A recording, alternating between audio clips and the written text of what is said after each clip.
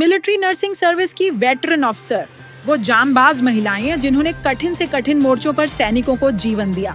परिवार और निजी जीवन को छोड़कर करुणा और साहस के साथ उन्होंने राष्ट्र की सेवा की।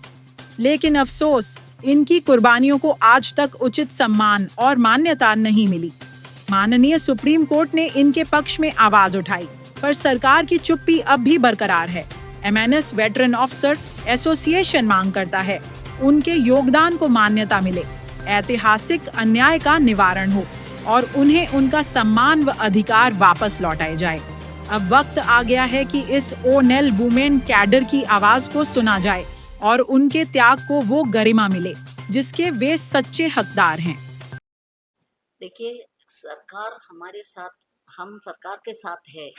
सरकार इज डूइंग सो मच, इतना बहुत अच्छा करते हैं, भारत को इतना अच्छा पोजीशन में लेके आया है और वो नारी के लिए, नारी शक्ति के लिए बहुत कुछ करते हैं। तो हमें होप है, हम भी बीइंग नारी शक्ति first women employers in the Indian army, हमारा जो समस्या है गवर्नमेंट उसको मतलब हमारा अपील एक्सेप्ट करे और हमारे लिए ये सॉल्व करके government has full power to do that.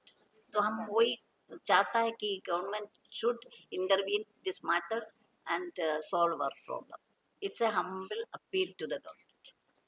ठीक है। अभी जो नए लोग इसमें हाँ जी, आ रहे हैं, हाँ, उनके लिए क्या कहना चाहते हैं? हम ये सॉल्व हो जाएगा ना, उनको भी अच्छा है, क्योंकि जो आ रहे हमारे देश को सेवा करने के लिए बहुत लोग आ सकते हैं। जब भी इनको पता चल रहे, देखो हमारे पूर्व लोग हैं, इनको ये मिल नहीं रहा, हम भी इसमें आएगा तो प्रॉब्लम होगा, ऐसा नहीं सोचना चाहिए। उनको भी आगे आने के लिए और नेशन के लिए सर्व करने के लिए उनको एक अच्छा मौका है। हमें ये सब सोल्व होगा, इतना लोग आएगा नेशन के लिए और they will do their service best, है ना।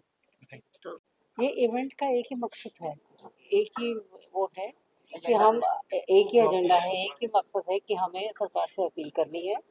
सरकार से हम अपने खोए हुए अधिकारों को वापस मांग रहे हैं जो कि पहले हमारे पास थे। बीच में कुछ क्या हुआ, किस रूल के अकॉर्डिंग हमारे हटा दिए गए, क्यों हटा दिए गए, क्या कारण था उसका हमें मालूम नहीं है। हम वही हम्बली एक रिक्वेस्ट कर रहे हैं उनसे, एक आग्रह कर रहे हैं सरकार से कि हमें वो वापस दे दिया जाए।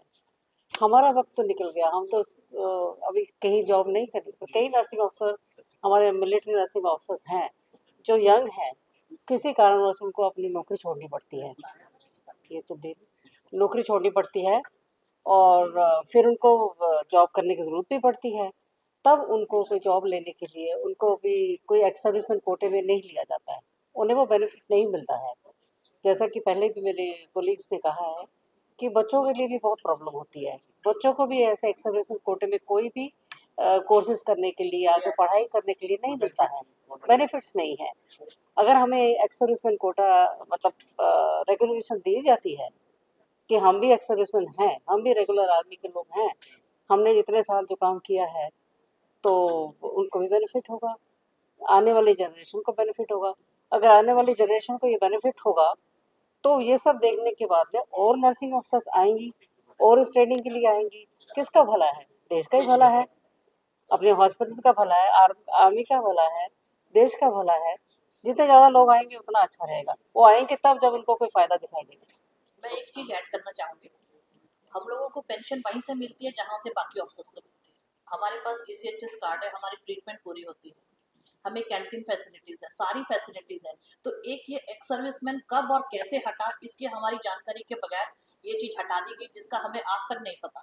और हमें जबकि ECHS स्टेटस देने से कोई गवर्नमेंट को फाइनेंशियल लॉस नहीं है।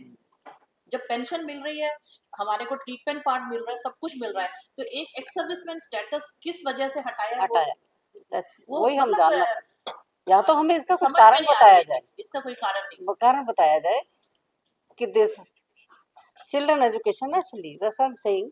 अगर एक्स सर्विस में कोटा हमें मिलता है तो हमारे बच्चों को आगे पढ़ने के लिए भी मौका मिलेगा, उनको भी वहाँ एक्स सर्विसमैन कोटे में जाने का मौका मिलेगा। हम कितनी मुश्किल से अपने काम करते हैं वो हमें पता है। मैं अपना एग्जांपल देती हूँ। मेरी पोस्टिंग थी 87-88 में पोर्ट ब्लेयर में। I was posted in INHS Dhanvantari और छोटे छोटे 2 बच्चे हैं और मेरा ये टफ ड्यूटी है।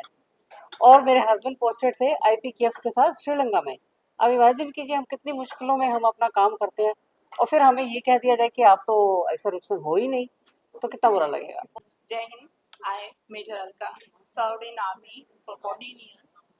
मेरी गवर्नमेंट से रिक्वेस्ट है on the sacred occasion of sanitary, हम सरकार से और रक्षा मंत्रालय से विनम्र निवेदन करते हैं कि MNS ऑफिसर्स को समान सेवा लाभ व पेंशन प्रदान की जाए, हमारे कार्य और समर्पण को सम्मान व समान पहचान मिले, एक्स सर्विसमैन का कोटा मिले, जो हम हेल्थ केयर में मिलिट्री की बैकबोन बन के आज तक चलते आए हैं और 100 इयर्स तक अभी तक चलते आ रहे हैं। उस ओकेजन पे हमें एक्स सर्विसमैन का एक गिफ्ट दिया जाए। This is not demand but A rightful request for justice and dignity. As we celebrate 100 years of MNS, let us remember we are not only caregiver, we are warriors of compassion. 100 वर्षों से राष्ट्र ने हम पर भरोसा किया, अब समय है कि हमें न्याय और समान अधिकार मिले और एक सर्विसमैन का कोटा मिले। जय हिंद। जैसे बोला जाता है बेटी बचाओ बेटी पढ़ाओ, अब हमने बेटी को बचा भी लिया, बेटी को पढ़ा भी लिया, लेकिन जब बेटी के अधिकार देने की बात आती है तब यहाँ पर डिस्क्रिमिनेशन आ जाता है। हमारे साथ ही ऐसा क्यों होता है, औरतों के साथ, है ना। तो जब हम आगे बढ़ के हम सोल्जर्स की इतनी सेवा करते हैं लेकिन हम अपने लॉफुल राइट्स मांग रहे हैं, हम कुछ एक्स्ट्रा नहीं मांग रहे, जो हमारा था हमसे ले लिया गया हम वो वापस चाहते हैं।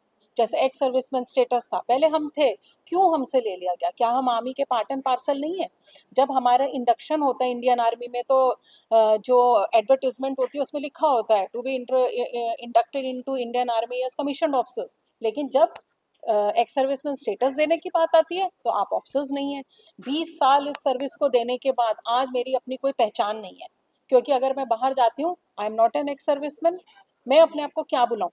अपने 20 साल प्राइम के हमने दिए हैं। हम लोग जब आर्मी में आते हैं हम 19, 20, 21 साल के होते हैं और जब हम जॉब छोड़ते हैं 40, 45 साल में हमें कई बीमारियां लग जाती हैं, क्योंकि नाइट ड्यूटीज हम जब रात भर करते हैं बैठ के चेयर्स में बैठते हैं। Most of us will have बैकएक, सबको PIVD हो जाता है। Most of us will have diabetes, क्योंकि हमारी जॉब इतनी स्ट्रेसफुल है। लेकिन जब कोई भी फैसिलिटी देने की बात आ जाती है तब हम ऑफिसर्स नहीं है। तो इसी चीज़ के लिए हम लड़ाई कर रहे हैं और हम अपने honourable prime minister, honourable president ma'am से हम रिक्वेस्ट करते हैं कि हमारे को हमारे राइट्स वापस दिए जाए। Thank you so much.